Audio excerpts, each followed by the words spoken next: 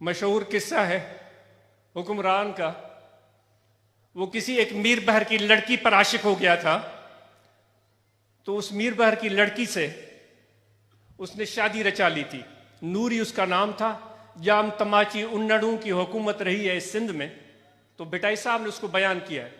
वो नूरी जो थी वो सांवली सलोनी सी एक सादा सी औरत थी, जो अपने तकलीफ दी जिंदगी में अपने औकात बसर करती थी। लेकिन बादशाह जब वो कींझर आज भी मौजूद है, वो कींझर जिसका पानी कराची वाले भी पीते हैं ना, वो नूरी के बाप का नाम था।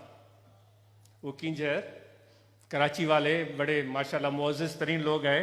कराची वालों से गुजारिश है कि भाई हम ज़रा देखने वाले देख के चल, हम भी पड़े हैं राहों में। कराची वालों ज़रा देखो, ये हम भी राहों में पड़े हुए हैं। तो कराची वाले तो माशाल्लाह बड़े इज्जत विकार वाले हैं, बड़े शान वाले हैं।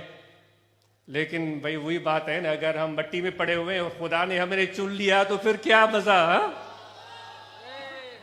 फिर बड़े शहरों वाले देखते ही देखते रह जाएंगे।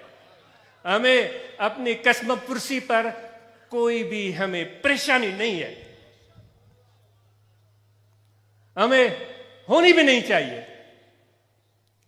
ये कमजोरी, ये ज़ुफ़ जिसका हमें ताना मिलता है, भाई ये तो डगे हैं, डगे है, हम डगे हैं, ठीक। कोई अपनी कमजोरी और ज़ुफ़ को अपनी ताकत बना ले तो फिर वो ताकतवर लोग उसका क्या बिगाड़ सकते हैं। वो कमजोरी और ज़ुफ़ कैसा है कि हम यार के दरवाजे पर जो गिरे हैं तो वो कमजोरी हमें उठने नहीं देती।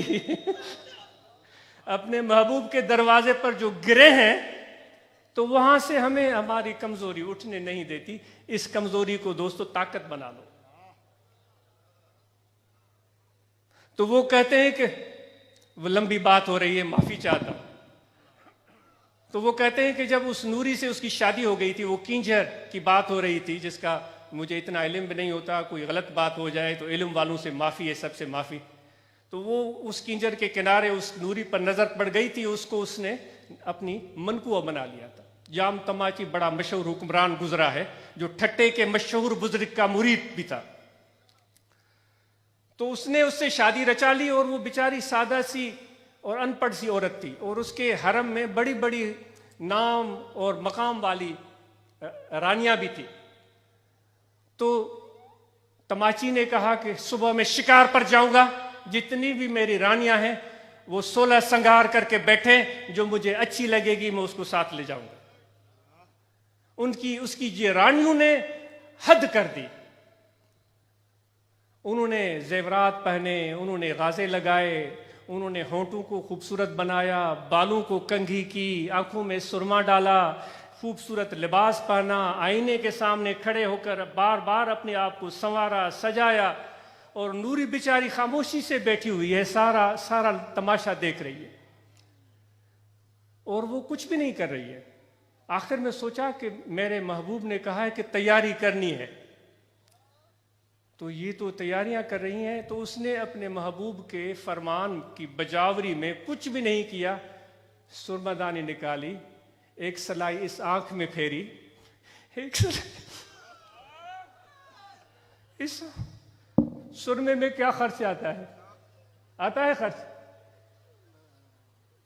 एक सलाई इस आंख में फेरी और एक सलाई इस आंख में, और खामोशी से बैठ के, कहाँ इतने हसीन खूबसूरत रानियां और कहाँ में एक मीर बहर मल्लाह की बेटी। उसको अपने औकात का पता था। सारी रानियां सफ में खड़ी हो गईं। तमाची आया, देखता चला जा रहा है। गंद जनी जी गोद में पावोड़ा पोशाक, देखता जा रहा है, देखता जा रहा है। एक से बढ़कर एक हसीन रानी खड़ी है। चलते चलते के देखा एक कोने में एक खातून बैठी हुई है, जिसने कोई श्रृंगार नहीं किया है, सादा सी औरत है। उसके थोड़ी को पकड़ा, यूं करके देखा,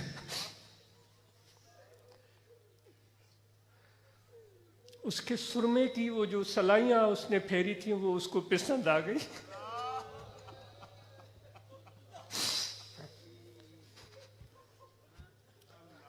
वो 16 श्रृंगार करने वाली रानियों को छोड़ दिया, उस मीर बहर की बच्ची को अपने साथ ले गया और कहता गया कि भाई सुरमो हर का पाए पर अख अख जो फेर।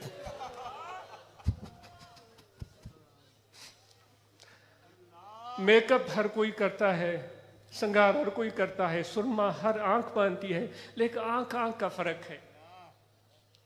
वो सुरमा नहीं था, वो सच्चाई थी। वो सुरमा नहीं था, वो सादगी थी। वो सुरमा नहीं था, वो प्यार था। वो सुरमा नहीं था, वो हुक्म की बजावरी थी। वो तसन्नु नहीं था, वो नुमाइश नहीं थी, यार के फरमान की बजावरी थी। सीखो मेरे रब्बुल आलमीन के अदब को सीखो।